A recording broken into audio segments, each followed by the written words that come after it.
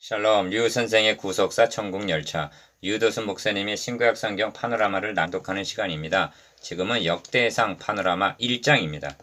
아담으로부터 야곱까지의 구속사 맥락 1절에서 4절 주제죠. 아담, 셋, 에노스, 게난, 마할랄렛, 야렛, 에녹, 무드셀라, 라멕, 노아, 셈, 함과 야벳. 역대상은 방대한 족보로 시작이 됩니다. 이는 무의미한 것이 아니라 이를 통해서 구속사의 흐름이 어떻게 이어져 내려왔는가를 깨닫게 하려는 것입니다.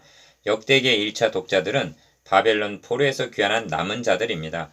70년이 지난 이제 남은 자들의 대부분은 그 세대 사람도 다 그 열조에게로 돌아갔고 그 후에 일어난 다른 세대는 여호와를 알지 못하며 여호와께서 이스라엘 위하여 행하신 일도 알지 못하였더라. 사사기 2장 10절과 같이 다른 세대였던 것입니다. 이들에게 자신들은 하나님의 택함을 받은 선민이요 언약의 백성들임을 일깨워주기 위해서 그들의 불의를 알려주고 있는 것입니다. 이것이 역대기를 기록한 목적이기도 합니다. 도표를 보시면 아담, 셋, 에노스를 중심으로 1. 게난, 마할랄렐, 야렛으로 이어져 노아의 세 아들까지 2. 노아의 세 아들 중 먼저 야벳의 후에 3. 함의 후예를 말한 후에 4. 셈에게 초점을 맞춰 아브라함까지 진술합니다. 5. 그리고 아브라함과 이삭과 이스마엘을 낳은 것을 말한 후 먼저 곁가지인 이스마엘의 계보와 첩 그두라의 소생을 말하고 6. 이삭이 에서와 이스라엘 야곱을 낳은 것을 진술한 후에 7. 곁가지인 에서의 아들과 8. 에돔의 왕들과 족장들을 언급함으로 1장을 마칩니다. 1장은 아담, 셋, 노아, 셈, 아브라함, 이삭, 이스마엘로 이어져 내려온 구속사를 보여주고 있는데 에서의 족보까지 언급하고 원줄기인 야곱, 이스라엘의 후예는 2장에서 본격적으로 진술하게 됩니다. 첫째 단원 1절에서 27절 아담으로부터 아브라함까지, 둘째 단원 28절에서 34절 아브라함부터 야곱까지, 셋째 단원 35절에서 54절 에서의 후예와 에돔의 왕들. 주제 아담으로부터 야곱까지의 구속사 맥락. 기억 포로에서 귀환한 자들에게 가장 시급한 문제는 70년의 단절로 인한 정통성의 확립과 정체성을 일깨워주는 일이었습니다. 이를 위해서 역대기는 기록이 되었고 서두에 방대한 족보를 언급하는 의도이기도 합니다. 정체성에 대한 각성은 1차 독자들만이 아니라 각 시대의 하나님의 백성들에게 가장 시급하고도 절실한 과제이기도 합니다. 이를 알았기에 사도 바울은 혼란에 빠진 고린도교를 향해서 너희가 하나님의 성전인 것과 하나님의 성령이 너희 안에 거하시는 것을 알지 못하느냐. 고린도전서 3장 16절 너희 몸은 너희가 하나님께로부터 받은 바 너희 가운데 계신 성령의 전인 것을 알지 못하느냐 하고 고린도전서 6장 19절 일깨워 주었던 것입니다. 디귿 성경은 구약성경과 신약성경 두 권도 아니요 66권으로 이루어진 것은 더욱 아닙니다. 창세기에서 시작하여 계시록에서 이루었도다 나는 알파와 오메가요 처음과 나중이라 하고 계시록 21장 6절 완성이 될 하나의 구속사인 것입니다. 그러므로 성경에는 통일성, 일관성, 점진성이 있는 것입니다. 이를 건물에 비한다면 골조라 할 수가 있습니다. 사도 바울은 지극히 작은 자보다 더 작은 나에게 이 은혜를 주신 것은 영원부터 만물을 창조하신 하나님 속에 감추었던 비밀의 경륜을 드러내게 하려 하심이라 합니다. 에베소서 3장 8절 9절 이 비밀의 경륜 즉 하나님께서 나 같은 죄인을 구원하시기 위해서 이루어 오신 구원 계획을 깨닫게 해 주어야만 골조가 튼튼한 건물같이 시험과 환란 중에도 주저앉지 않고 굳건하게 설 수가 있는 것입니다. 바로 역대기 저자는 이 작업을 하고 있는 것입니다. 리을 그런데 족보를 말하되 아브라함부터 시작하는 것이 아니라 아담, 셋, 에노스 1절 하고 아담까지 소급해 올라가고 있는 의도가 무엇인가 하는 점입니다. 누가복음에 수록된 예수의 족보도 아담까지 소급해 올라가고 있는데 이는 인류의 뿌리를 말해주려는 것이 아니라 구속사의 기원을 말해주기 위해서입니다. 왜 구원이 필요하게 되었는가? 인류의 시조 아담이 타락하였기 때문입니다. 그러므로 구속사는 아담이 넘어진 그 현장에서 내가 너로 여자와 원수가 되게 하고 너의 후손도 여자의 후손과 원수가 되게 하리니 여자의 후손은 너의 머리를 상하게 할 것이요 너는 그의 발꿈치를 상하게 할 것이니라 하고 창세기 3장 15절 선언하신 원복음으로부터 시작이 되었기 때문입니다. 미은 원복음이란 인간편에서 볼 때 복음이 되는 것이지 뱀 즉 사탄에게는 여자의 후손에 의하여 멸망을 당하게 된다는 선전포고였던 것입니다. 그러므로 구속사란 여자의 후손의 계보와 뱀의 후손의 계보, 즉 육이 된 자의 계보 간의 원수가 되게 하리니 하신 영적인 싸움의 역사인 것입니다. 비읍 아담이 원복음을 듣고 이에 응하여 아담이 그 아내를 하와 생명의 어미라 이름하였다 하고 말씀하는데 창세기 3장 20절 이는 아담이 하나님께서 세워주신 원복음의 의미를 알아들었고 믿었다는 증거가 되는 것입니다. 그래서 그리스도의 족보가 아담까지 소급해 올라가고 있는 것입니다. 시옷 역대기의 족보는 아담으로부터 시작하여 포로 귀환까지를 보여주고 있는데 구속사는 여기가 끝이 아닙니다. 그러므로 역대기의 족보가 마태복음과 누가복음으로 이어져서 그리스도를 증거하는 족보로 결론을 맺게 된다는 점을 유념해야만 합니다. 왜냐하면 구속주는 오직 예수 그리스도이시기 때문입니다. 성경에는 많은 족보들이 등장하는데 이 족보는 궁극적으로 예수가 여자의 후손인 그리스도이심을 입증하는 증거가 된다는 점을 망각하지 말아야만 하는 것입니다. 본문 관찰에서 보게 될 것입니다만 제시된 족보에는 원줄기가 있고 격가지가 있습니다. 창세기 족보나 역대기의 족보는 먼저 격가지를 간략하게 언급한 후에 초점을 원줄기에 맞춰서 자세하게 언급하는 패턴을 따르고 있음을 유념하시기를 바랍니다. 첫째 단원 1절에서 27절 아담으로부터 아브라함까지 첫째 단원은 아담으로부터 아브라함까지 계보인데 아담, 셋, 에노스 1절은 주님의 족보를 밝혀주고 있는 누가복음 3장 38절과 일치합니다.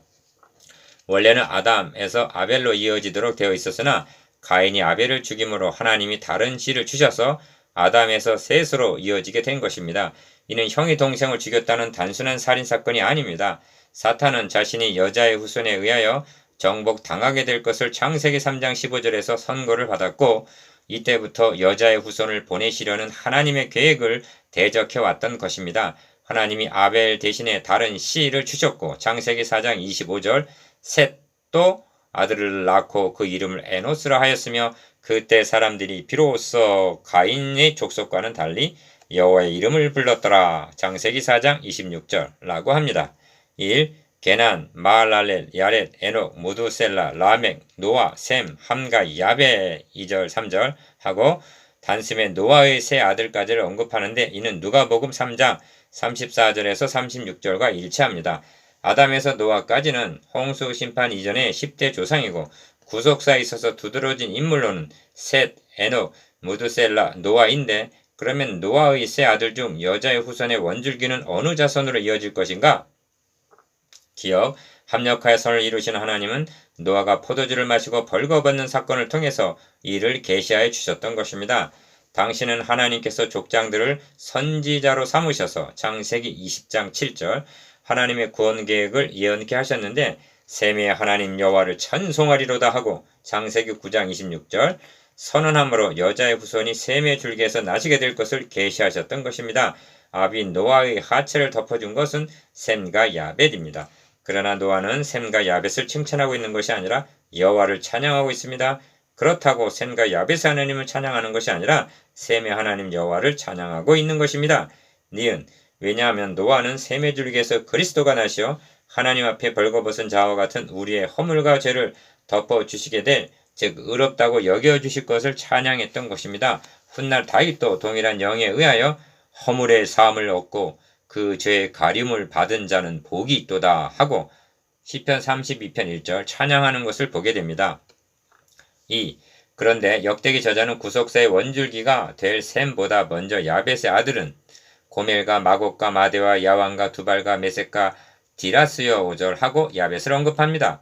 중요한 셈의 후예를 나중에 언급하는 것은 초점을 그에게 맞추기 위한 의도에서입니다. 3. 함의 아들은 구스와 미스라임과 붓과 가나안이요 8절 기억 구스의 아들은 스바와 하일라와 삽다와 라마와 삽드가요 라마의 아들은 스바와 드다니요 구스가 또 니므롯을 낳았으니 세상에 처음 영걸한 자며 미스라임은 루딘과 아나민과 르하빈과 납두힘과 바드루신과 가슬루힘과 갑도림을 낳았으니 블레셋 족속은 가슬루힘에게서 나왔으며 가나안은 맏아들 시돈과 헷을 낳고 또 여부스 족속과 아므리 족속과 기르가스 족속과 히 족속과 알가 족속과 신 족속과 아르와 족속과 스말 족속과 하마 족속을 낳았더라 합니다. 9절에서 16절 이 점에서 선민 이스라엘을 대적한 블레셋 가나안 족속들이 함의 후손들임을 확인할 수가 있습니다. 4. 그런 후에 맨 마지막으로 셈의 아들은 엘람과 아수르와 아르박삭과 룻과 아람과 우스와 훌과 게델과 메색이라 합니다. 17절 기억. 아르박삿은 셀라를 낳고 셀라는 에벨을 낳고 에벨은 두 아들을 낳아 하나의 이름은 벨락이라 했으니 이는 그때 땅이 나누었으며 그 아우의 이름은 욕단이며 하는데 18절 19절 이는 창세기 11장에 수록된 홍수 심판 이후에 셈의 후예와 일치하고 그때 땅이 나누었으며 한 것은 19절 또 창세기 20장 25절 한 것은 바벨탑 사건 이후를 가리킵니다. 이 계보는 주님의 계보를 말하는 누가복음 3장 35절 36절의 대목입니다. 니은 그런 후에 셈, 아르박사, 셀라, 에벨, 벨렉, 르우, 스룩, 나홀, 데라, 아브람, 꼭 아브라함이라 하고 24절에서 27절 셈으로부터 아브라함까지를 요약해서 증거하는 것을 봅니다. 여기까지 여자의 후손의 원줄기는 아담, 셋, 노아, 셈, 아브라함으로 이어져 내려온 것입니다. 둘째 단은 28절에서 34절 아브라함부터 야곱까지 둘째 단어는 아브라함부터 이스라엘 곧 야곱까지의 계보를 보여주고 있습니다. 5. 아브라함의 아들은 이삭과 이스마엘이라 28절 기어 먼저 격가진 이스마엘의 세계는 이러하니 하고 29절에서 31절 니은 또 아브라함의 첩 그드라에 낳은 아들은 32절 33절 이러하니라 합니다. 6. 그런 후에 아브라함이 이삭을 낳았으니 이삭의 아들은 에서와 이스라엘이더라 하고 34절 아브라함부터 이스라엘 즉 야곱까지를 요약해 줍니다. 그러니까 여자의 후손의 줄기는 아담, 셋, 노아, 셈, 아브라함, 이삭, 이스라엘, 야곱이죠. 야곱으로 이어져 내려온 것입니다. 셋째 단원 35절에서 54절 에서의 후예와 에돔의 왕들 셋째 단어는 이삭의 쌍둥이 아들 중 먼저 격가지인 에서의 계보를 말하는 내용입니다. 7. 에서의 아들은 엘리바스와 르우엘과 여우스와 얄람과 고라요 하고 35절에서 37절 에서의 후예들을 말합니다. 8. 그런데 주목하게 되는 것은 후손들의 계보만을 말하는 것이 아니라 이스라엘 자손을 치리하는 왕이 있기 전에 에돔 땅을 다스리는 왕이 이러하니라 하고 43절 왕들을 열거하고 있다는 점입니다. 이는 창세기 36장 31절의 인용인데 이렇게 말씀하는 의도가 무엇인가? 기억. 이는 이스라엘과 에돔을 대조하는 관점에서 한 말입니다. 43절에서 58절까지 안에는 에돔의 8왕과 족장 11명이 등장하는데 선민 이스라엘은 애굽에서 430년 동안 종살이를 하는 동안 곁가해진 에돔 족속들은 왕국을 이루고 흥왕하였음을 말씀해주고 있는 것입니다. 이는 리브가의 모태로부터 다투던 에돔 족속이 대대로 이스라엘을 대적하게 될 것이 암시되어 있는 것입니다. 니은 이 시점에서 이스라엘을 선민으로 택하신 구속사적 의미에 대해서 한 말씀 부언을 하겠습니다. 이스라엘을 선민으로 택하신 시점을 언제로 보아야만 하는가? 넓은 의미에서는 아브라함을 택하신 때로부터 볼 수도 있지만 이스라엘이라는 이름은 야곱에서 비롯된 것입니다. 하나님은 하란에서 돌아오는 야곱에게 너의 이름이 야곱이다마는 너의 이름을 다시는 야곱이라 부르지 않겠고 이스라엘이 너의 이름이 되리라 하시고 생육하며 번성하라 국민과 많은 국민이 너에게서 나고 왕들이 너의 허리에서 나오리라 하셨습니다. 창세기 35장 10절 11절 그러니까 이스라엘 민족의 시조는 야곱이란 말입니다. 디귿 그 이전의 창세기 3장에서 11장까지는 별도의 선민이 없이 인류 전체를 대상으로 하고 있습니다. 그런데 야곱의 12아들을 통해서 선민 이스라엘이라는 민족이 태동하게 되었고 12지파 중에서 유다 지파를 통해서 그리스도가 오시게 됩니다. 이 점에서 이스라엘을 선민으로 택하신 이유가 드러나는데 첫째는 하나님의 말씀을 맡았음이니라 로마서 3장 2절 라고 한 말씀 즉 구약성경을 기록하여 보존하여 물려주기 위함이요 둘째는 구원이 유대인에게서 남이니라 한 요한복음 4장 22절 그리스도를 보내실 계통을 삼기 위해서입니다. 말씀을 맡아 전해주지 않았다면 그리스도가 오셔서도 예수가 그리스도이심을 입증할 증거를 상실하게 되었을 것입니다. 리을 그 후로는 그리스도의 구속으로 말미암아 이스라엘과 이방인이라는 벽이 무너지게 되어 하나님은 홀로 유대인의 하나님뿐이시뇨 또 이방인의 하나님은 아니시뇨 진실로 이방인의 하나님도 되시느니라 할례자도 믿음으로 말미암아 또는 무할례자도 믿음으로 말미암아 의롭다 하실 하나님은 한 분이시니라 하고 로마서 3장 29절 30절 하나로 합해지게 되는 것입니다. 미음. 그러면 구속사라는 맥락에서 보면 아브라함은 어떤 위치에 있는 인물인가? 이스라엘과 이방인을 막론하고 모든 믿는 자의 조상이라고 말씀합니다. 이 점을 로마서 4장 16절에서 18절까지에서는 아브라함은 하나님 앞에서 우리 모든 사람의 조상이라 16절, 내가 너를 많은 민족의 조상으로 세웠다 17절, 너의 후손이 이 같으리라 하신 말씀대로 많은 민족의 조상이 되게 하려 하심을 인함이라 18절 하고 3번이나 강조하고 있습니다. 이제는 오직 너희는 택하신 족속이요 왕같은 제사장들이요 거룩한 나라요 그의 소유된 백성이니 하고 베드로전서 2장 9절 모든 그리스도인들이 택하신 족속이고 왕같은 제사장이라 하십니다. 역대기를 상고하는 우리들도 이 영광스러운 정체성을 잊지 말아야만 하겠습니다. 9. 묵상해 보겠습니다. 기억 아담으로부터 아브라함까지 이어져 내려온 여자의 후손의 계보에 대해서 니은 구속사의 맥락에서 아브라함과 야곱의 조상됨에 대해서 디귿 에돔의 왕들을 거론하는 의도에 대해서